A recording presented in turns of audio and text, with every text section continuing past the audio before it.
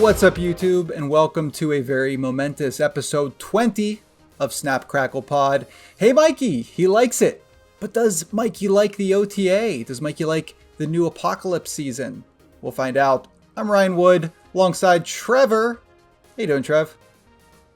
Doing pretty good. Ain't no way Ryan Wood is liking this OTA. I mean, it hits a lot of the cards that you like, so I feel like you're not gonna. I think you're not liking it. We'll talk about it. We'll get into the OTA in just a little bit. There's some cards that it buffs that I love, so that's good. But we'll talk. We'll get there. First of all, Trevor, what's up with your week in Snap? What have you been doing? You've been checking out Sanctum? Well, thanks for asking. Yeah, I mean, it's been about 2 weeks, but I've been playing my Sanctum Showdown here and there. First couple days, I just rock with a Old Faithful deck, so I've been using my move deck for that because I don't have any banned cards.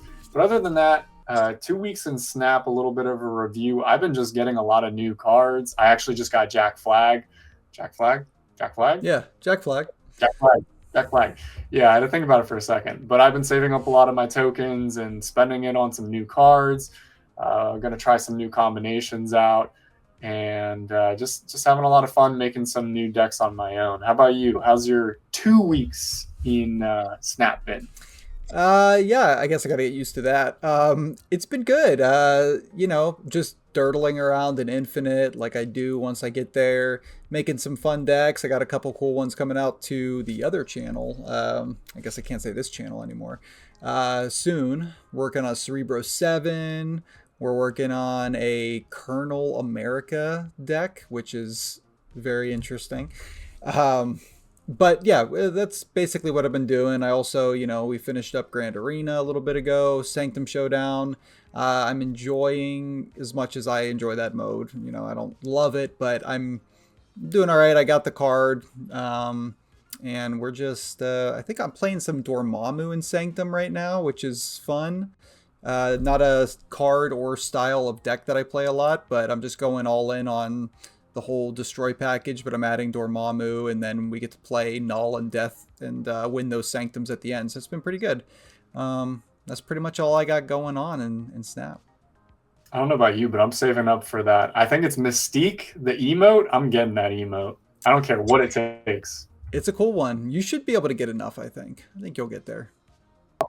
I'm already at 600, and it only takes 1,500, so I'm well on my way. Yeah, I like it. I like to hear it. All right, well, awesome. That's our what we've been doing. That's what's popping in Snap for us. Let's move on to a little bit of a quick review. We only have 2 cards to talk about here because we kind of there's some cards in the middle there that we talked about, and we'll get into some of that with the OTA. But first, let's talk about a card that you just acquired. That is Jack Flag. What have you been thinking about Jack Flag so far, and what are your overall thoughts on where this card landed? Actually, I haven't got to use it yet. It's been a crazy week at work, and I just got it yesterday. That's fair. I just saved up for it, but my brain immediately went to Sebastian Shaw, and I don't want to spoil OTA, but I was thinking this would be a good little pairing with some Sebastian Shaw and maybe a Silver Surfer deck. Just rocking some 3s. I think it's a fun card, and at a 3/3 and being able to increase some power, and it's ongoing, I'm really liking it. Yeah, I think it's a cool card. I like the ongoing aspect. Obviously, I've played this card in my Lockdown deck that I recently put up on the other channel, and I think that's a pretty cool combo with Valkyrie. And other than that, I'd be interested in trying a full-on ongoing with Moonstone to copy the Jack Flag, Mystique, so you can get it going a couple places across the board, because it is kind of, locked to that one location, which I think limits it a little bit. The one thing I like that Jack Flag does do is it affects itself. I think it's pretty easy to be like, your other cards here have +2 power, that have increased power. But I'm glad they included that it buffs itself. That definitely raises the overall ceiling for a card like this. That's a little one note. For sure. Yeah, I really like it. I was even thinking about a little bit of a Blue Marvel in there as well. Could be a nice little ongoing combination with Mystique, like you said. So, yeah, fun little card. I like it. Yeah, me too. I'm glad you're enjoying it. Well, that brings us to the other card that released recently this week, as of recording, and that is coming up here in Sanctum. So on the path, I know you haven't played it yet. Hopefully, you get to it. Starhawk. This card's very interesting. I don't know if you noticed, the text actually changed slightly from when we previewed this card. Um, Mhm. they basically just clarified it. It still does the same thing, but people were getting confused as to whether it was an end of turn card or it was like Surge, where the on reveal like triggers and then happens each turn. But no, it's just if you play this on an odd turn, it's going to give +1 power to your cards at the left. If you play it on an even turn, it's going to give +1 power to your cards at the right location. So on its face, it's basically like maximum a 2/6. You know, if you're playing it into a full lane on the right or left, you're going to be given +4, and it's a 2/2. So I think a little limited. What are your thoughts on Starhawk? I think it's limited by the fact that it's a 2/2, and more than likely, if you want to get the full effect from this, you're going to want to play it later in the game. The problem with that is there's a lot of other combinations that I'd rather prioritize a little bit later in a game, and this isn't probably one that I would prioritize. So if you found some way to sneak it in earlier in the game, maybe, but the problem with that is then you're clogging up a lane Right. just to get a couple extra power when there's so many other combinations where you could get that power in so many different ways. So while I'm not crazy about the card, I wouldn't be surprised if this gets bumped up to like a 2/3, 2/4 in the near future when people really aren't playing it. And I know they're gonna want to try to boost it up a little bit to get people to incentivize using it.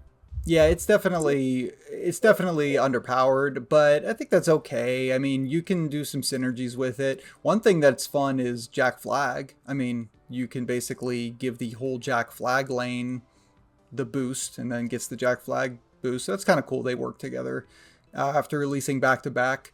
I don't know. It's a card. It's not one that I envision myself playing very much, but who knows? Maybe I will. I think the other thing is it's so conditional because you got to make sure you're playing it on the right turn. And what if you don't actually want the left location to be buffed, but you're playing it on on an odd turn? I don't know. Just another thing that might make it a little tricky to play effectively. But All of our listeners, all of our viewers, they know that you're going to find some way to wedge this card into some sort of abstract deck, and I know you will too. So I have full confidence in you. we'll see. I don't have confidence in myself in that regard. It's Starhawk. Also, I'm going to get this confused with Darkhawk just so much. It's so similar in name. Interesting card. Fair enough. All right, well, let's move right along to the OTA. This was a very eventful OTA, I would say. A lot of people looking for a Star-Lord Master of the Sun nerf to come. And it finally came. The question is it enough? Basically got a 2 power reduction to the card itself. As a 4/5 that was coming down as like a 4/9 and then being duplicated by Arnim Zola or Grandmaster or Absorbing Man. This card was definitely oppressive in a lot of the meta. Trevor, have you had a chance to play with the card or play against it a lot? And what do you think? You think this is doing enough? Oh, yeah. I have a lot of experience with this card. Everybody who's been playing it ever since the season started. I've had it played a million times against me, and I got it recently, thanks to you. Um, and I've been getting to actually play around with it a little bit myself, and I could definitely see where the power comes from. I actually never played it with Arnim Zola. I don't know why I didn't think of that. I Yeah. really wanted to play it with a Fin Fang Foom deck, but I don't have that. But regardless, I knew when you told me the OTA was coming out, I knew this card was going to be at the forefront. The season was winding down, the hype was dying a little bit. This card needed to be adjusted just a little bit. They brought it down, what, 2? I thought that was a little bit harsh. I was expecting it to just come in at a 4/4, but hey, 4/3 for necessary evil. I get it. I'm not mad at it. Yeah, it's just so much the power is in the extra energy. So I don't just doing the 2 power, I don't think it's not as much as it feels like for other cards. Like a 1 power nerf on another card, it's like that's pretty substantial. But this card, if they brought it down 2 power and made it so it wasn't gaining power when its effect happened and just doing the energy, then I think that would be maybe a little more effective, but we'll see. I don't envision this card going anywhere. Yeah, we'll see what happens. We shall see. Next card. Interesting nerf. This card continues to get whittled away in power. I think recently it was a 6-8, obviously. It was like a 6-10 before that. Back when the tech apocalypse happened, that temporary nerfing they did to all tech cards, it was a 6-6. And they're getting it down to that level again. I don't personally think it's fully necessary. I don't see this card all that much, to be honest with you. I think that it was being played in the Star-Lord decks, and that's another reason they gave it a nerf, because it just gave that deck too much ability to get priority and then stop all the counters against it. So that's my guess on that one. I knew that you were going to be really upset about this one because I've heard you really talk highly of Alioth, and it's definitely one of your favorite cards, at least from my understanding. So I immediately thought of you when I saw this OTA because I was like, oh no, not Alioth again, knocking it down. But I just like destroying other people's plans. I just like doing it. I'm a toxic gamer. What can I say? You like destroying other people's plans. I like to keep people guessing. So I love cards that are unrevealed. That's one of my favorite ways to play. And as I get a few more cards that allow me to do that, I definitely want to play that way a little bit more too. Fair enough. Well, then you'll be happy to see that nerf. Maybe take the card out of play even a little bit more than it already is. The one thing I will say, a little tease for my Cerebro 7 deck. Hey, Alioth is a Cerebro 7 card now, so now I can play Cerebro early and Alioth all of the tech on the last turn against my Cerebros, so I'm looking forward to that. I'm trying to think of 7 power cards off the top of my head. The only other one I can think of is Stegron. Stegron did not make the cut. I was considering Stegron. So the deck is interesting. I don't want to say too much because this isn't what this segment's about. But the deck is playing a lot of cards that don't have base 7 but can get to it. So including a lot of cards that aren't played, like Punisher. If you play Punisher in an opponent's full lane, it's a 3/7. If you play stuff like Sam Wilson and move the shield into it twice, it becomes a 2/7. So it's kind of a sneaky way to backdoor some 7 power cards into a Cerebro 7 deck. See, that's why you're an evil genius. I would have never thought of that. Yeah, well, I don't know about that, but it's a fun deck. I'm looking forward to the deck guide, which maybe I'll record tonight. Who knows? Next card. Let's talk about... Now, this one really made me sad just because we love this card on the pod. But Fin Fang Foom! Fin Fang Foom. This card's amazing.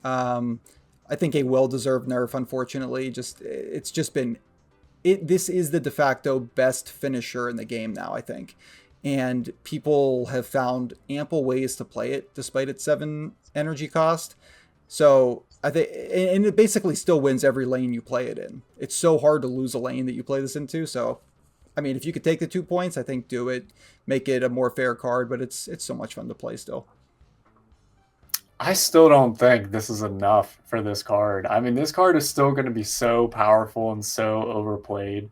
I really want this in my Hella deck. I've been messing around with the Hella deck a little bit, but I just feel like it would be so good in it because Hella brings back a card of every different type of cost, and I don't have any 7 energy cards in my whole entire collection. So I would love Fin Fang Foom, and seeing it get bumped down to definitely a necessary evil, just like Sun Lord or Star Lord, Master of Sun. I like Sun Lord. Close enough, whatever. I like it. It makes sense. Yeah. But anyways, definitely necessary. We hate to see Fin Fang Foom go down, though. Great card. Pour one out for Fin Fang Foom. But like you said, a necessary change. All right, now here's a buff to a card that I never see play anymore anyway. Rocket Raccoon and Groot. They gave it, I believe this card was originally a 3/3 and got nerfed a while ago to a 3/2. Definitely took it out of any play. So maybe this helps it again. I don't really play that style of like small mover deck. So to me, this doesn't do all that much, but I think it's a reasonable buff. And I guess for people that like this card, good. It's a good thing. It's a reasonable buff, but I still don't think this is going to get played whatsoever, even with the bump up. I mean, it's just kind of a clunky way to play, in my opinion. You know, it being a 3-3 now, I just don't think it moves the needle enough to warrant putting this in any deck where I don't know, I'm not gonna get anything big out of this. Yeah, I mean, you can move it once, but your opponent's not going to play into this card. I know you can do the mind games, but it's just, yeah, there are better 3 drops these days. So I don't think it makes the cut in most decks. But who knows? Maybe I'm wrong. I don't play move. Speaking of cards that can move once. Sorry, go ahead. No, I was just saying I do. I was just saying the opposite. It's a Sanctum card, so there you go. Maybe it'll see some play in Sanctum. That's a great Sanctum card. All right, next card. Like I said, another one that can move once. Once a Meta Tyrant, the adorable baby shark. Jeff gets a well-deserved bump up in power after they OTA'd Nightcrawler into a 1-3, and Jeff's out here being a 2-4 or a 2-3 that you know is basically a worse Nightcrawler. They definitely needed to make it a 2-4. Maybe they could have even gone 2-5. I think that's a little crazy. That card would be played in every deck, like Jeff used to be. But you know me. I'm excited to see Jeff the Baby Land Shark go back up. What do you think about Jeff? Jeff is great, man. Hmm. 2-4. We're doing Jeff a little bit of justice, but yeah, I don't see Jeff getting played much these days. I did see Jeff quite a bit back in the day, but I Yeah. haven't seen it all recently. There's just too many other fun combinations and styles of decks that people were playing. It's just not making the cut. So hopefully this brings Jeff back a bit. You know where Jeff's definitely going, right? Tell me, C4, baby. It's a you're gonna C4 find a card. way. You're gonna Yeah, find a way. I'll cut something. It's a All right. Now I would say this is my favorite change in the OTA. Magus. I still don't know how to say the card, but what I do know is this is, even when it was a 3-5 and everybody hated it, I still loved it. I think this card is so much fun, and it's a little scary at a 2-3, to be honest with you. It's obviously now kind of broken in Cerebro 3. It's not where I'm going to play it. I'm still playing it in crazy combo decks, and I just enjoy that I can play it easier on curve now. Has more targets, better chance of hitting stuff like Sarah. Yeah, what do you think? I still don't really have an opinion. I just don't see people ever play it. Like you said, I Yeah. feel like it's one of those niche cards that people are too busy playing Star Lord and Fin Fang Foom and all that jazz. I really haven't seen this card played much, so I really Yeah. don't have the experience. I don't want to touch on something I don't know that well, so I'm gonna leave it. I'm gonna leave it up to you. Yeah, I'm excited about it because I really enjoy the play style of like a toolboxy sort of card that you can build your deck around. So a lot of people I've seen saying after this change happened, oh, they definitely should have made it so it can use on reveals, but I really don't want that. I think that makes the card too generically applicable. It makes it then like you have to retweak the power in that case. Then every deck wants to play this. You want to play this in Hella so it can get your Hella that's left in your deck. I like a card that is a little more niche and has like more specialized functions. And this card does that. It makes you think outside the box about what kind of cards it can hit since it's not really hitting your on reveals. So I appreciate that. And I will mention we're going to talk about the next season coming up, at least going quickly over each card. And the new mechanic objective, I presume, will work with this card. Being able to get objective cards out of your deck, copy them, that could be really good. So I think this is a very impactful buff that we might not see the full effect of until more cards come out. All right, I'm looking forward to it. All right, and our final card of this OTA is Sebastian Shaw. You were just talking about it, so I'm going to let you go ahead and take the lead here. Well, I don't have any experience with it, but I want this card so bad. I would just want to throw it in my Silver Surfer deck. I have a few combinations that I'm thinking about. And like I said, I want to pair it with Flag. And just throw it in that Silver Surfer deck and have some fun, because I have some cards in there that shouldn't be there, and this would be a nice addition to that deck. So I'm praying. Is it Series 4, Series 5? I'm not even sure. I'm not sure where he is now, to be honest with you. Okay. Well, I will have to keep my pins open, and hopefully Sebastian Shaw just ends up in there, because I feel like that's going to make my deck a little bit more rounded and complete. Yeah, yeah, I think it's good that they did it. I think he needed the extra little point of power, and because he's really a surfer card and he's not played really anywhere else. Maybe there's something that eventually comes up, Starhawk, who knows, Jack Flag. But yeah, I think it's good. I think he needed the point. I don't know, man. I think it's a C7 card. You boost this up 2 and you get it to a 7. Come on, man. It would be a C8 card, because if you give it 1 power, it'll become a 3/8, because it'll get 2 extra power. Oh, good point. Yeah. Good point. Good point. I wasn't thinking about that. But C8, I don't think I've ever seen anyone play. No one's ever even played C7. I'm just insane. So maybe I'll make a C8 work with Sebastian Shaw on the final turn. Yeah. We'll think about it. We'll work on it. There's no Cerebro deck I won't try. I actually tried, this is off topic, but I tried to make a Cerebro 0 deck the other day. And a Cerebro 1 deck, which they were both so bad, but I was just memeing and trying to win a game with each of them. Didn't make a video out of it. C20 coming out soon. Yep, all Infinauts all the time. Okay. There we go. All right, well, let's move right along. We've got the next season preview, and I figured the way we'd do it is just to kind of scroll through the blog post that came out today as of recording. This season I'm pretty excited for, because it introduces a new mechanic to the game. I always like when cards have, new things coming into the game, not just ongoing, whatever it is, on reveal, activate. It's cool to have something new. And Origins of Apocalypse is doing just that. Of course, there's the web shop bonus. But let's talk a little bit about Objective. I think we should do that when we talk about the first card. So let's just mention as we go through the blog, Twitch drops are coming back. Trevor, have you ever done Twitch drops? I don't remember if they were active when you joined the game. Nah, tell me all about it.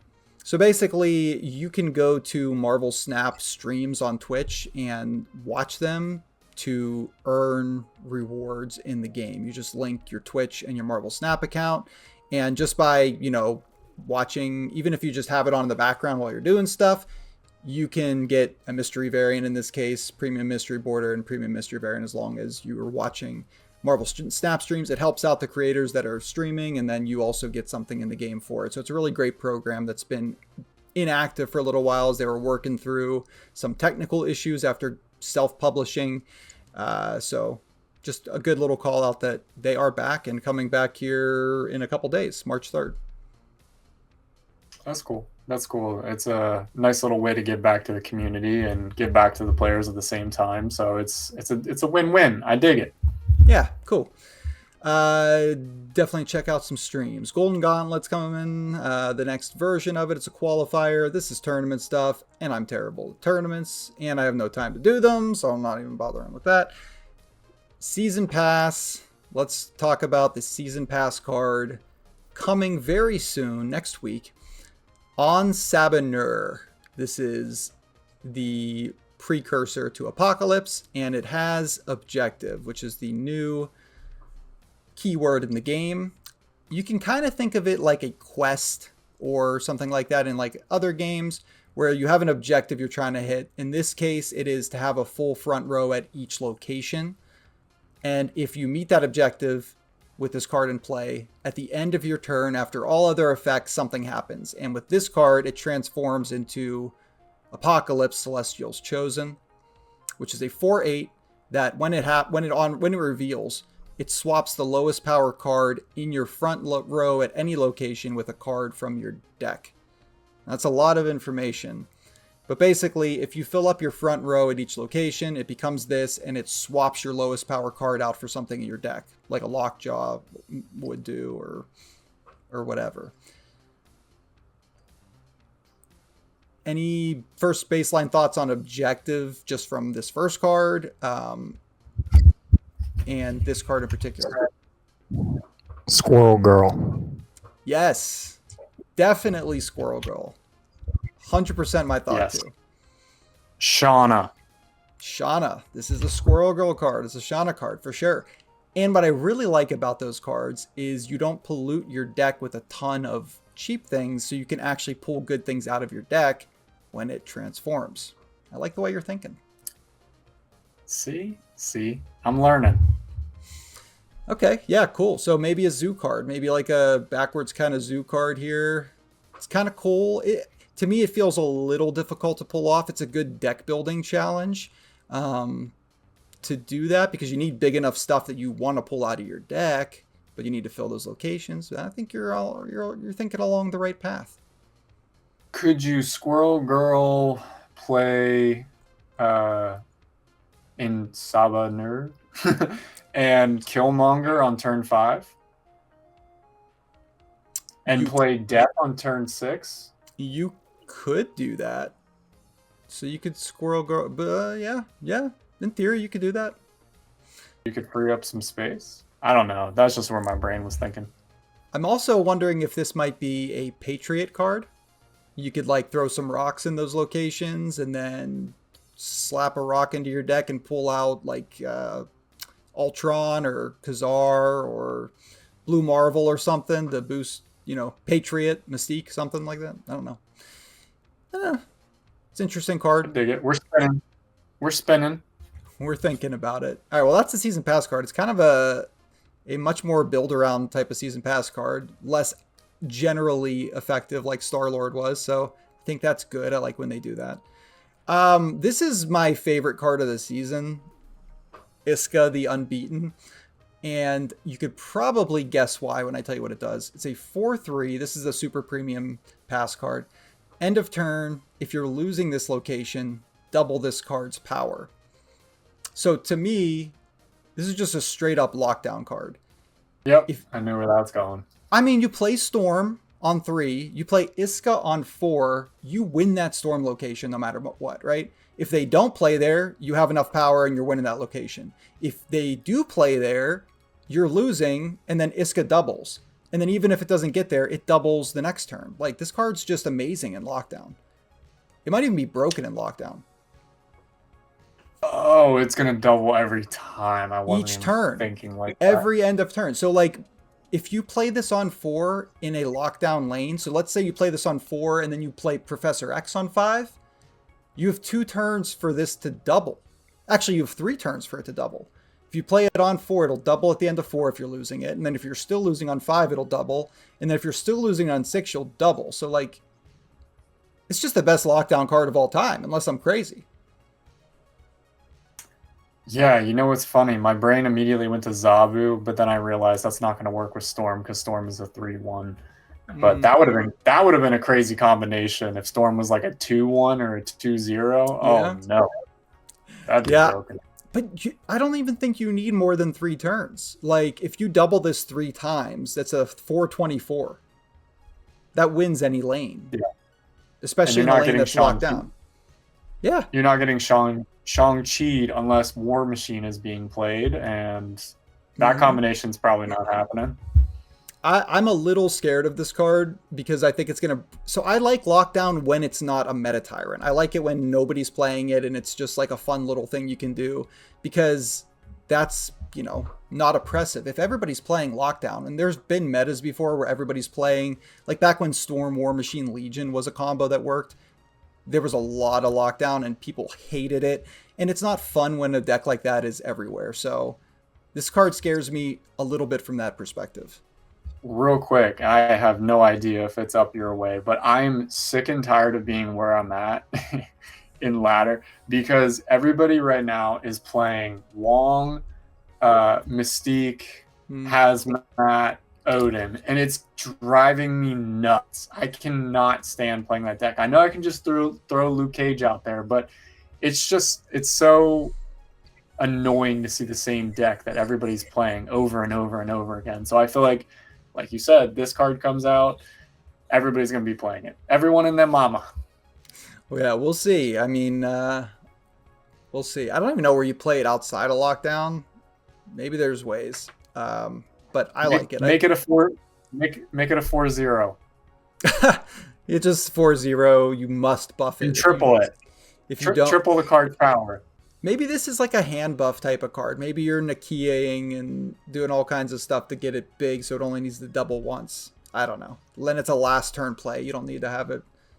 I don't know. It's an interesting card. I think it's a cool effect. I'm a little scared of it, I'll be honest, but it's a cool card. And our last card that's coming out in the first week of this season is there's a theme in this season of Horsemen of the Apocalypse. So there's new versions of cards like this Juggernaut, Horsemen of War, that are going to kind of play into that. This one has an objective, have 6 different powers among your other cards in play. It's a lot of cards, by the way. And then it will get +6 power. So this can be a 2/8 if you achieve its objective at any point that you have it in play. So probably going to go off at the end of the game, if any time. What are your thoughts about Juggernaut? Trash. You think it's trash? I don't know. I feel like it's trash. Like, objectively, no pun intended. That's intended. It might have been intended.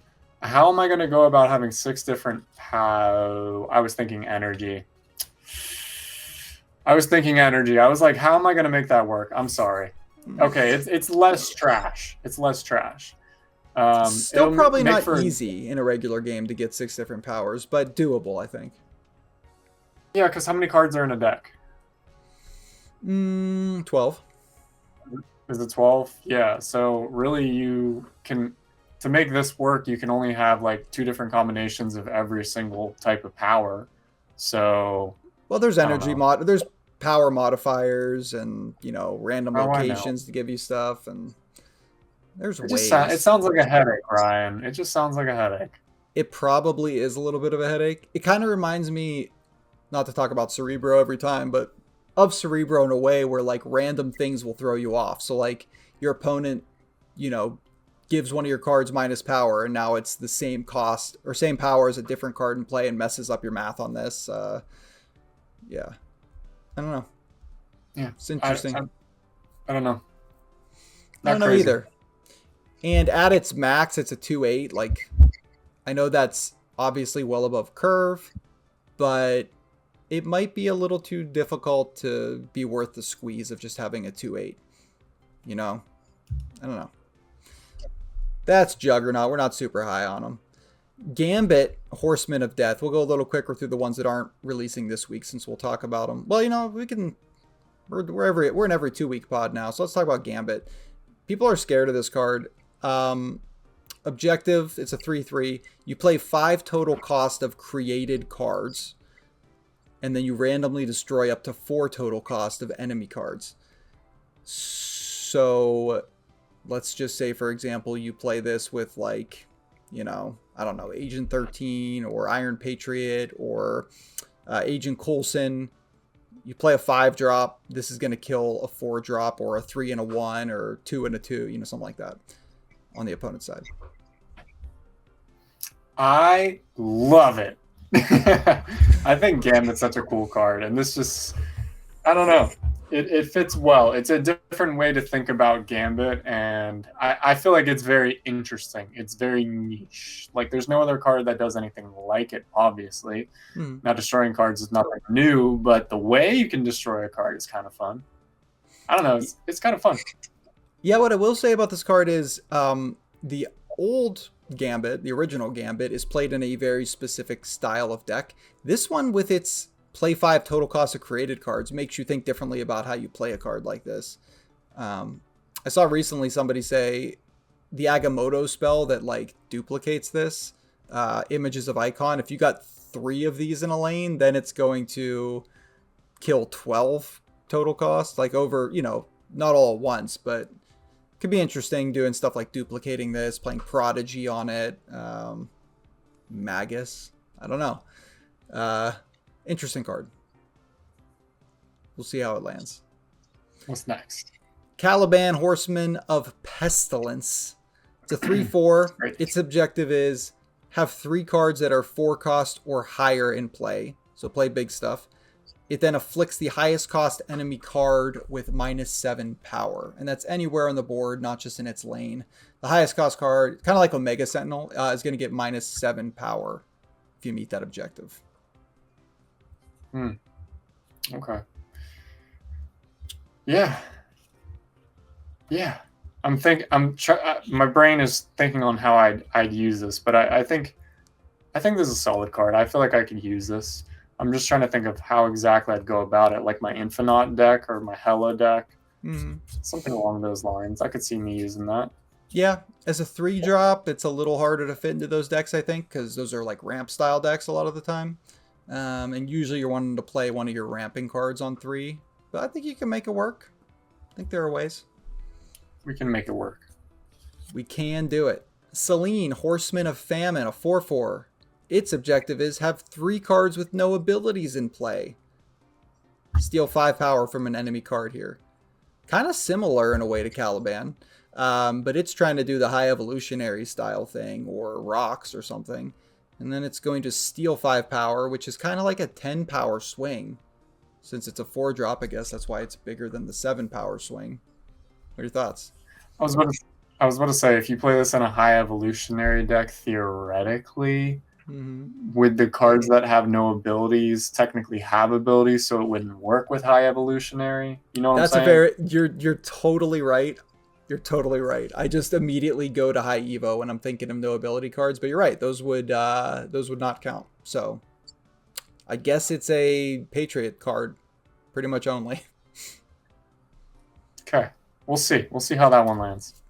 Or like a token card. Maybe you could play it with like Squirrel Girl, like you said. They give you 2 cards. Bro needs some clothes, man. This is a PG stream podcast. Well, you know what else Ramatut needs is an explainer, because this card is weird. 4/5 on reveal. Use 3 on reveals from cards released before Ramatut's time. Now, what that actually means is any card that was released into the game before this card came out that has an on reveal. And I say any card, but there's apparently, according to data mines, a list of cards that are like not going to be part of this, that are too messed up. But it's a big list of cards that it can just randomly get 3 on reveals and use them all at once. So imagine that this would get Black Panther and Galactus and Eliath, and then it would use all 3 and become all 3 of those at once, basically, when you play it. Is that super overpowered? I'm not sure. If you get that combo of, the very unlikely chance you get that combo, yeah, that's super overpowered, because then it's a 4/10 that Galactus is and Eliath's them. But you could also get MODOK and discard your whole hand, and, I don't know, Ghost Rider's on reveal, and you don't have anything discarded, and it can totally flop on you and just be a 4/5 or negatively hurt you. So it's a huge risk or reward type of card. So it's not pulling 3 on reveals from your deck. It's pulling 3 random reveals of cards that existed before it that aren't banned from the list, but they didn't publish that list or anything. But yeah, it's super. It's like taking a bunch of dice and rolling them, and like, this is a super fun card. I'm gonna play this card just for fun, but I wouldn't play it with any expectations of consistency or winning consistently with it. This is a card when you get to infinite and you don't know what else to do kind of card. Yeah. Or if you're just playing a whole random effects type of deck, you play this and Cersei and like, I don't know, whatever else. I like it. It's a cool design. I think it's going to be fun for clips and not super good, but fun. And the first time you get that Black Panther Galactus Eliath combination, it's going to be so beautiful. That's Ramatut. We have 2 more cards to talk about. These are the Series 4 cards that are coming in. By the way, a little spoiler, Team Clash is coming back, and High Voltage Overdrive this season. Sandstorm, a 2-cost skill. On reveal, it adds 2 rocks to your hand. Give them +1 power for each of your front row characters. So if you played this on like turn 5 and you actually have 6 front row characters, those are going to be 6 power rocks. That's cool. That rocks. Or they're just rocks, and the other card fits in with that. It's Ozymandias, 5/9. Ongoing, your rocks have +3 power. So along Yes, the where has this been my whole entire life? This is what I'm saying. Let's make rocks relevant. They're building the rock tribal deck, man. It's coming. Ozymandias, Sandstorm, Patriot, rocks, Mole Man. We're getting rocks, baby. Man. Terrax would be so happy. Oh, yeah, I can't play Terrax into Ozymandias meta. That's a problem. No, trust me. I already thought about it. Yeah, I know. Oh, that's devastating. Thank you for that. Ugh. That's so sad. Just giving them 1/3s. Okay, well, those are all the cards. We don't really have to talk about too much else. I'll just say Team Clash is coming back. They're having a new faction, Brotherhood of Mutants in Team Clash, which is cool. I like that they're adding stuff like that. And that's most of the blog. We don't have to go into more detail. You excited for the Origins of Apocalypse season? Let's bring it on, man. The cards seem fun. It seems like they're trying to do a lot of different new stuff. I dig it. Get my brain to think a little bit more. I'm down for the challenge. Sweet. What do you say we do some blind rankings, Trev? I says, let's do it. Okay. I'm going to go ahead and... first this time. Who's going first? I get to go first. I give you your 5. I'm cool. I'm down. What you got? All right, so there is a theme. I've been doing a lot of themes here recently. Now, it's not a theme that you'd be able to figure out necessarily unless I just straight up told you, which I am straight up telling you.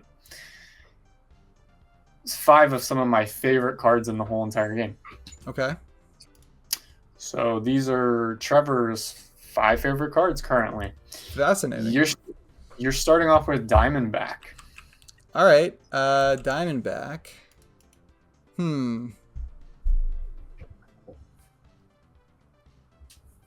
It's a 3/3. Let's go with 3. I don't love this 3/3. card. It's fine. I don't hate this card. It's fine. 3/3. It's fair. I love to pair it with Man Thing. It's one of my favorite combos. That's a good combo. Next up, we're going with Batroc. Oh boy. This card is contentious right now. I don't know if you know that. In high infinite, we're talking like the top 50 players in the world. Not where I am, obviously. This card is oppressive. The Batroc decks are everywhere and crushing. Got the banana split on it because just felt right. You know I hate move. I'm gonna give it a 5. I just don't care. Not only do I not care about this card because I don't want to play it, but I hate playing against it. So I'm gonna give it a 5. That's a total rip. Okay. Yeah. Right. Next card, you are going Invisible. Invisible Woman. We're talking original Invisible Woman, right? OG. Man, I really do enjoy this card. It's fun. I like hiding stuff under there. It's a little scary, and I had to stop playing it when Eliath was prevalent.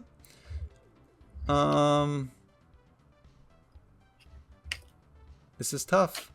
I don't know. I definitely don't want to give it a 1. 2 is tempting. 4 is the fallback. I'll go 2. Okay. Go 2. That means we got 1 and 4 open. So, next up we have Mr. Surfer of the Silver Surfer. Oh boy. OG. The OG Silver Surfer. I think you could tell by my split that I really like me some Surfer. Just a classic card, one of the original build-arounds. It's definitely got to be a 1. Out of 1 or 4, I really appreciate the Silver Surfer. Any card that comes out of the 3-drop, you're like, hey, Surfer card? It's great. Any intentionally putting Silver Surfer lower than Diamondback would just be dishonorable. Yeah. Anyways, your final card is I'm coming for you. Dude, I do not have my voice lines up because I'm recording usually. I don't know who says I'm coming for you. Ghost Rider, OG. Okay. I would have been fine if Ghost Rider ended up higher. That's cool. But at a 4, that's, I don't play it all the time, but when I do appreciate it. It's a really fun split. So yeah. You know what? I'm going to say that nobody won this one. Because you know what? I think you picked a decent list, but I think you could have done better, in my opinion. And you're just upset about Batroc. That's all. No, I'm not. I feel like Ghost Rider at 4 is an L. I would rather have Ghost Rider at 2 over Invisible Woman, but that's just me. You don't even play When do you play Ghost Rider? Oh, Hella. You've been playing Hella. Okay. All right. That's new to me. I'm not used to you playing discard of any kind, so that's all. I've always liked Ghost Rider. I've just never had the cards to be able to play it. I think it's a really fun card, but it drives me nuts whenever I accidentally hit a Jubilee. Oh, man, that's awful. Yeah. What you got? All right. Well, I have a theme. I don't usually have a theme, but I have a theme this time. So let's see how long it takes you to discover the theme. Oh, great. Your first card is Laufey.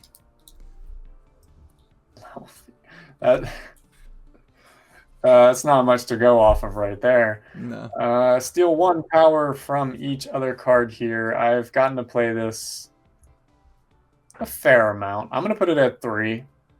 Okay. I'm going to put it at 3. So we're starting off the same way. That's fair. It's not my least favorite card. It's just kind of neutral for me.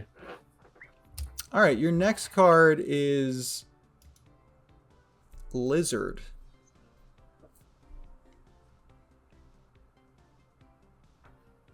Played a lot of Lizard when I first started playing. Not crazy about the utility nowadays. I'll put it at a 4. Okay. So your 3 and your 4 are wrapped up. Any guesses on a theme yet? I kind of have an idea, but I'm going to wait for the next one. I'll let you know if I got it right, though. Okay. Your next card is Mole Man. Maybe coming back. Nope. Nope. I am way off here. Mole Man, I'm banishing to number 5. Yeah. Because the Mole Man deserves to be in the ground, and 5 is basically the morgue. So, yeah, Mole Man 5. It makes sense. All right, so 3, 4, 5. So your next 2 are your 1 and 2. I'm locked up. So is Dr. Octopus. He's locked up. Oh my gosh, these cards are buns. What are you doing? 2. You don't like Doc Ock? It's rude. No, I'm not crazy about it. I've had very bad results with Doc Ock. Very bad. So, did you know that Doc Ock used to pull 4 cards from your opponent's hand into the lane? It used to just use all of its hands and fill up the opposing lane. I did not know that. That's actually kind of fun though. Yeah, they had to change it because it was way too easy to lock down a lane, and then the old Shang-Chi, you would just, if it happened to be full of big stuff, you would just kill the whole lane with Shang-Chi. And it was a little oppressive. But it was an interesting card then, because it was like, do you pull down all their combo pieces and just hope it's bad for them? Or like, do you get a bunch of bad stuff? It was an interesting card. I'll just say that. All right. I'm not excited at what's at number 1. Your number 1 card is Robert Downey Jr. himself, the OG Doctor Doom. Out of all those cards, I feel like I'm okay with that being number 1. Yeah. I really don't know what the theme is, though. Wait. It's pretty broad. Just tell me. They're just supervillains, man. No, Yeah, no, I wouldn't have got that right. Doc Ock, Laufey, Mole Man, Lizard. These are all like arch nemesis sort of things. It didn't even come to my mind. It's a light theme.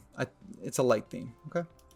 I thought it had something to do with the skin color at first. You know, Laufey is blue, No, Lizard's green. I'm like, is there some sort of like color theme that we're going for? it would have been interesting. It would have been interesting if I could have pulled that off, but no. I realized afterwards I should have just done like a Sinister Six thing, like all Spidey villains. But That would have been fun. could have done that. But I have not been giving you good cards to pick lately. It's true. I feel bad about that. Maybe I'll make up for it next time. No, it's okay. All right. Every card's a good card if it's in Marvel Snap. True. That's our blind ranking. That brings us to our final segment of the week, and it is a fun little quick one, I think. Question of the week.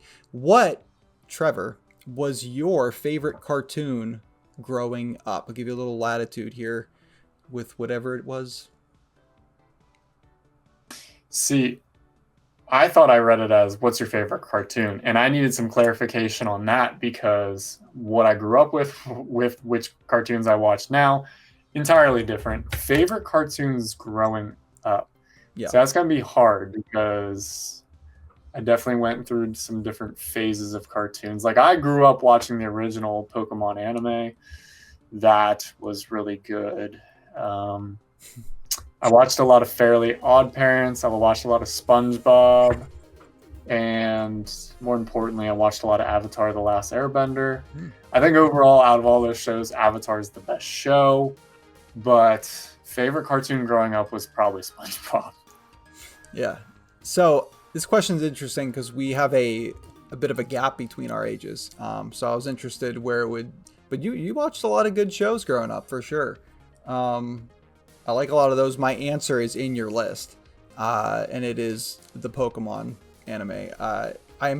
It's on top of my mind right now because we're watching it with my daughters. We just watched 2 episodes tonight before I came down here to record, and it's just first of all, it's such a delight watching it again, and that show is so good. Seeing their joy at it and like discovering all of the stuff that I watched when I was a kid, and I'm remembering all these episodes somehow, like all of them. There's not a single one we've watched that I do not remember almost word for word. So definitely near and dear to my heart. I love the Pokemon anime. I'm assuming that you've seen that it's Pokemon celebrating their 30th anniversary, and they released a trailer for the new Winds and Tides, or whatever it is. Winds and Waves. Yeah. Of course I saw. Just checking. So is that your answer, or do you have another answer? That's my answer. If I had to give another quick little shout, I was a big fan of a lot of the Nickelodeon shows growing up. We didn't really watch Disney. So, it would be something like, man, I really loved Hey Arnold. I really loved Angry Beavers. Cat Dog was pretty good. Yeah, it was a wide range of things, but I just kept coming back to Pokemon when I was thinking about it. Yeah. See, I was more of a Cartoon Network kid. Like I love Codename Kids Next Door, Foster's Home for Imaginary Kids, like that. I guess that was more my time, but yes, you honestly, lost me on those. I've never heard of those. Yeah, I would even throw classic Looney Tunes in there, and I just love some good old classic Looney Tunes. Yeah, that's a good one. We watched a lot of that too. Merry Melodies and Tom and Jerry, and there's a lot. Mm-hmm. There's a lot of good ones from that time. So, yeah, even Tiny Toons. That was awesome. I love Tiny Toons. Oh yeah. So. All right, well, that's all the time we have for the question and the show. If you want to answer along in the comments, we would love to hear from you, just to share in on anything from this episode, the OTA, the cards, the question of the week. We'd love to, interact. We always do. Down below, you can subscribe to the channel. You're going to be on the ground floor, and as we grow the podcast over here on Snap Crackle Pod.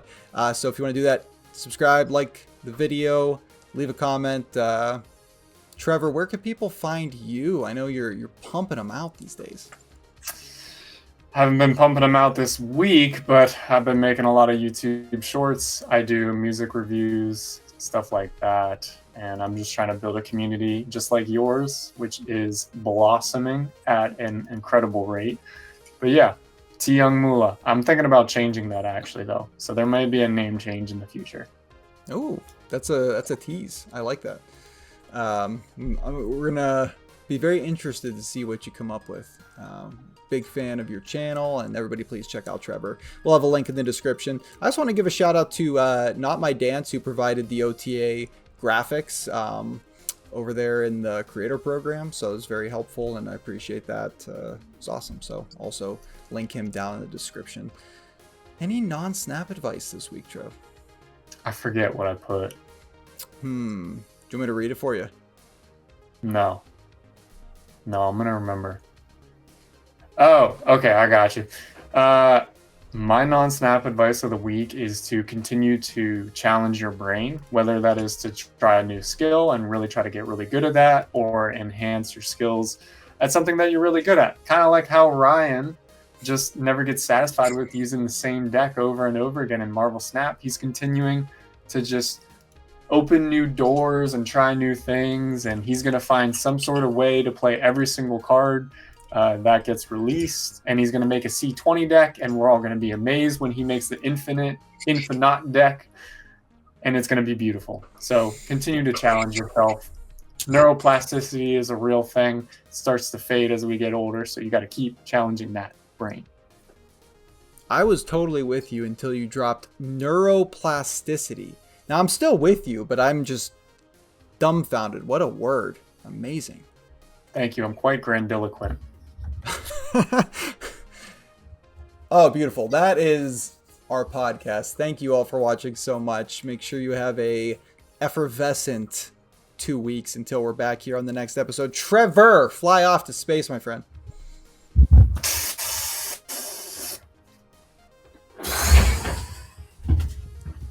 Whoa. Did you check out the document? You're all good with that? Of course. Did you check out the document? Are you all good with that? I made the document, son. Did you see the edits? Son? Father? Holy Ghost? Did I see the edits? Imagine I just put a big red X through it. These are the edits. Ooh, Gengar. Gangars. Gang, gang. Gengar, gang, gang. Time to lock down this podcast, baby. You got content brain on. I'm just gonna storm out of here. You better juggernaut. Oh, don't drop your mic. Don't do that. Oh. Oh, the audio. Won't anybody think of the audio? Caught it in the other hand.